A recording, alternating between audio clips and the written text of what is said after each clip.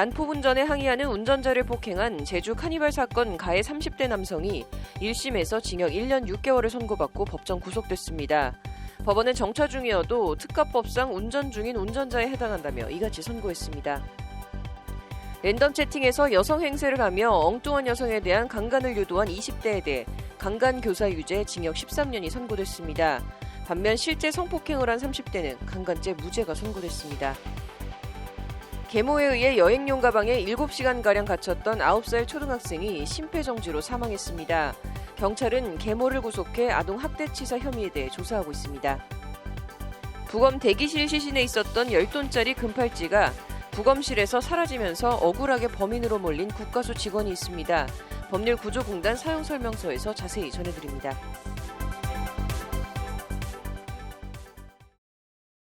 6월 4일 법률방송 로투데이 시작하겠습니다. 첫 소식입니다.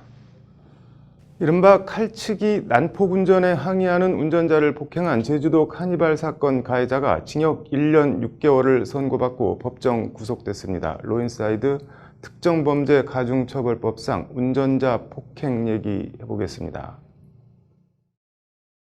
지난해 7월 4일 제주시 조천읍의 한 도로입니다. 차들이 신호대기 중인 가운데 흰색 카니발 차량에서 빨간 모자를 쓴 건장한 체구의 남성이 나오더니 옆 차선에 정차해 있는 차량 운전자를 다짜고짜 폭행합니다. 이리저리 차선을 넘나드는 일명 칼치기 운전을 하던 중 이에 항의하는 운전자의 앙심을 품고 신호대기에 정차한 틈을 타 차에서 내려 보복 폭행을 하고 있는 겁니다. 가해자 34살 A씨는 남편이 폭행당하는 장면을 촬영하던 피해자 아내의 휴대폰을 빼앗아 땅바닥에 패대기를 치기도 했습니다. 아빠가 폭행을 당하고 이를 찍던 엄마의 휴대폰이 뺏기는 장면은 차 뒷좌석에 타고 있던 당시 5살, 8살 자녀들이 고스란히 지켜봐야 했고 정신적 충격을 받은 아이들은 심리치료까지 받아야 했던 것으로 전해졌습니다. 이른바 제주도 카니발 폭행 사건입니다.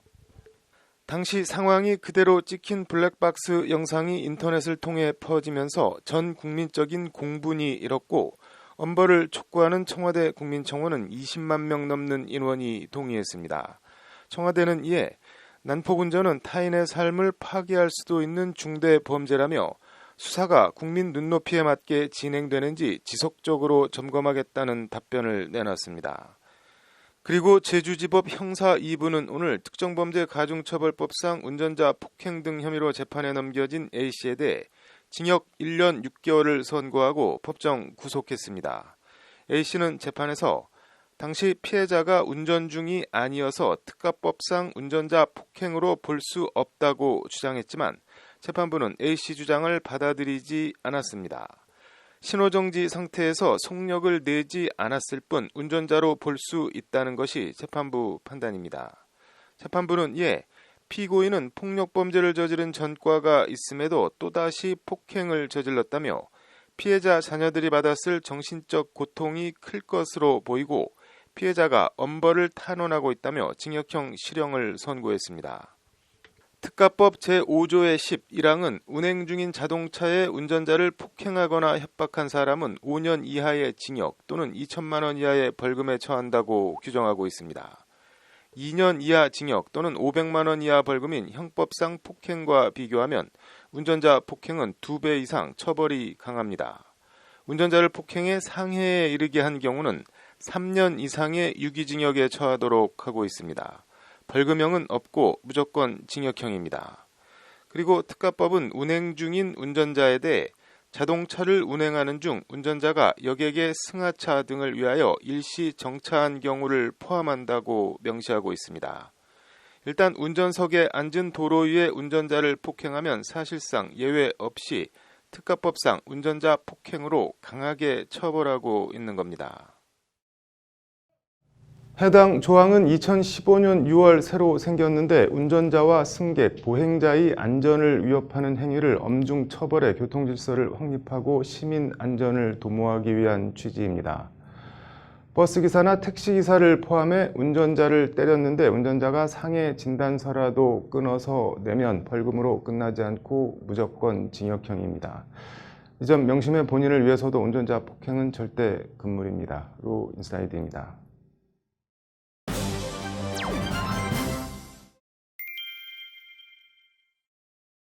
랜덤 채팅에서 여성 행세를 하며 강간 상황극을 했는데 전혀 상관없는 엉뚱한 여성에 대한 실제 성폭행으로 이어진 어처구니 없고 황당한 일이 벌어졌습니다. 법원은 강간 상황극을 벌인 남성에 대해선 징역 13년을 선고했지만 실제 성폭행을 한 남성에 대해선 강간죄 무죄를 선고했습니다. 판결로 보는 세상입니다. 29살 남성 이모 씨는 지난해 8월 랜덤 채팅 앱 자신의 프로필을 35살 여성으로 꾸미고 강간당하고 싶다, 만나서 상황극을 할 남성을 찾는다는 글을 올렸습니다. 이 글을 읽은 39살 오모 씨가 관심을 보이자 이 씨는 오 씨에게 무슨 생각으로 그랬는지 원룸 주소를 하나 가르쳐줬습니다. 그런데 해당 원룸엔 실제로 여성이 거주하고 있었고 일이 공교롭게 돌아가느라 마침 친구가 찾아오기로 돼 있어서 문을 열어준 이 여성을 오 씨는 목을 잡고 밀치고 들어가 다짜고짜 성폭행을 해버렸습니다. 평소 피해 여성이 살던 빌라 현관 번호를 알고 있던 이 씨는 현장을 찾아가 오 씨가 피해자 집에 들어간 직후 성폭행 범행 장면을 일부 훔쳐보기까지 했습니다. 피해 여성은 이 씨나 오 씨와 단 일면식도 없던 생면부지였는데 난데없는 날벼락을 맞은 겁니다. 강간 상황극을 벌인 이 씨는 주거침입, 강간, 교사 등 혐의로, 성폭행을 실행한 오 씨는 주거침입, 강간 등 혐의로 각각 기소됐습니다. 재판에서 이 씨 측은 강간 상황극을 벌인 것일 뿐 강간을 교사한 적이 없다며 강간은 우연한 일로 벌어진 것일 뿐 범죄의 고의가 없었다며 무죄를 주장했습니다. 오 씨 측도 역시 강간을 한다는 인식이 없었다, 상황극인 줄 알았다, 범죄의 고의가 없다며 무죄를 주장했습니다.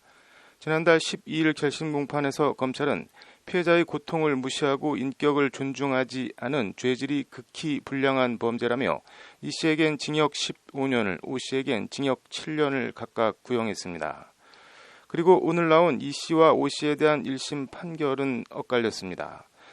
대전지법 형사 11부 김용찬 부장판사는 이 씨의 강간교사는 유죄로 판단해 징역 13년을 선고하며 80시간의 성폭력 치료 프로그램 이수와 10년간의 아동 청소년 관련 기관 취업 제한을 명령했습니다. 이 씨는 피해자가 범행 당시 집에 있는 것을 확인한 후 피해자의 집으로 찾아가게 했다, 강간을 위한 메시지를 보내 강간한 것으로 인정된다는 것이 재판부 판단입니다. 재판부는 이에 오 씨를 교사에 성폭행을 하게 해놓고 피해자 집에 가서 살펴보는 대담성을 보였다, 오 씨를 범행 도구로 이용해놓고 납득할 수 없는 변명으로 범행을 부인하고 있다고 질타하며 징역 13년을 선고했습니다. 반면 재판부는 직접 성폭행을 실행한 오 씨에 대해선 상황극이 아니란 걸 알았다고 인정할 만한 증거가 없다며 무죄를 선고했습니다. 재판부는 먼저 오 씨의 경우 강간 상황극이 아니라 실제인지 알면서 범행을 했다는 의심은 든다고 밝혔습니다.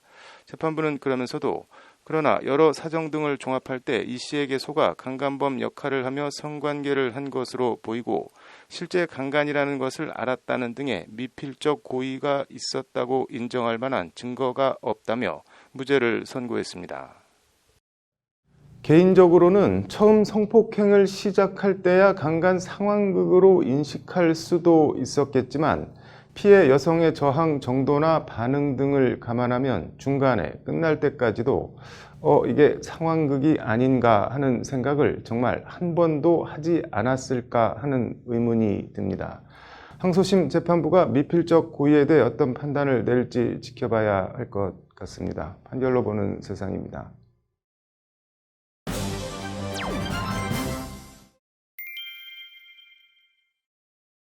네, 부검 대기실 시신에는 분명히 있었던 금팔찌가 부검실에서는 감쪽같이 사라졌습니다. 법인으로 억울하게 몰린 국가수 직원 얘기해보겠습니다. 법률구조공단 사용설명서 신세아 기자 나와 있습니다. 신 기자, 일단 어떤 사건인지부터 좀 볼까요? 네, 42살 장모 씨 사연입니다. 네. 이 장 씨는 경상북도에 위치한 국립과학수사연구소 대구지소에서 변사체를 부검실로 운반하는 업무를 맡고 있는데요. 네. 여느 때와 다름없이 이제 근무를 하던 2018년 1월 5일 네. 오전 9시 39분쯤 장 씨는 부검 대기실에서 부검실로 변사체를 옮기 옮기던 중에 시신 팔에 있던 금팔찌가 없어졌다면서 절도범으로 내몰려 재판으로까지 넘어가게 됩니다. 뭐 장 씨가 범인으로 몰린 결정적 이유 같은 게 있나요? 네, 부검실에 설치되어 있는 CCTV 녹화 영상과 부검 네. 사진이 장 씨를 범인으로 몰아갔는데요. 네. 네, 9시 39분쯤 부검대기실 CCTV에 찍힌 영상에는 10돈짜리 시가 200만 원 상당의 24K 금팔찌가 시신 왼쪽에 착용이 돼 있었습니다. 네. 근데 10시 22분쯤 찍힌 부검 사진에는 이 금팔찌가 감쪽같이 사라지는 황당한 사건이 발생을 한 건데요. 네. 이에 검찰은 이 부검대기실 CCTV에 찍힌 사람은 장 씨밖에 없고 네. 부검대기실까지 시신을 옮긴 것도 장 씨이기 때문에 네. 장 씨가 중간에서 금팔찌를 빼돌린 것으로 보고 장 씨를 절도 혐의로 기소를 하게 된 겁니다. 이건 뭐 정황상 누가 봐도 장 씨가 범인처럼 보이는 거 아닌가요? 네, 그럼에도 이제 장 씨는 네. 팔찌를 자신이 훔친 게 아니라고 이제 범행을 강하게 부인을 하면서 네. 대한법률구조공단에 이제 찾아가서 억울함을 호소하며 변호를 요청을 했습니다. 네. 누가 봐도 범인처럼 보이긴 하는데 일관되게 범인을 부인하는 모습에서 거꾸로 공단은 네. 장 씨가 진실을 말하고 있다고 판단을 해서 차상위 계층 법률 구조에 나섰습니다. 검찰은 뭐 논리를 세워 주장하고 자시고 할 것도 없이 범인이다 뭐 이렇게 말을 했겠네요. 네, 부검대기실 CCTV 녹화 영상에는 네. 시신에 분명히 이제 팔찌가 있었던 점, 네. 그리고 CCTV 영상에는 장 씨 말고 다른 사람이 찍히지 않았던 점, 네. 그리고 그런데 부검실에서 찍힌 사진에 시신에서 팔찌가 분리된 점, 네. 그리고 장 씨가 부검대기실에서 부검실까지 시신을 운반한 점 등을 들어서 네. 이 장 씨가 금팔찌를 훔친 범인이라고 주장을 했습니다. 공단은 이거 뭐 어떻게 장 씨의 무죄를 주장했나요? 일단 공단은 검찰 주장 자체는 사실임을 인정을 하면서도 네. 이는 절도의 직접 증거가 아닌 정황 증거에 불과하다면서 직접 증거가 없는 이상 장 씨가 범인이 아닐 가능성을 배제할 수 없다라는 취지로 무죄를 주장했습니다. 공단은 이번 사건에서 네. 시신 운반 도중에 외부 충격 등으로 팔찌가 뭐 시신으로부터 분리됐을 가능성이 있는 점, 네. 그리고 부검대기실 CCTV에 사각지대가 있는 점, 또 통로 부분에는 장 씨 말고 다른 사람도 이제 출입이 가능했던 점 등을 들어서 네. 장 씨를 범인으로 단정할 수 없다 이런 취지로 주장을 했습니다. 네. 검찰이 제시한 정황 증거만으로는 네. 장 씨가 범인임을 증명하기에는 부족하다라면서 무죄를 주장한 겁니다. 네. 뭐 법원은 장 씨 손을 들어준 모양이네요. 네, 그렇습니다. 법원은 장 씨에 대해 검사가 제출한 증거만으로는 공소 사실을 인정하기에 부족하고 달리 이를 인정할 증거가 없다고 절도 혐의에 무죄를 선고했고 네. 항소심도 1심과 같이 판결을 했습니다. 네.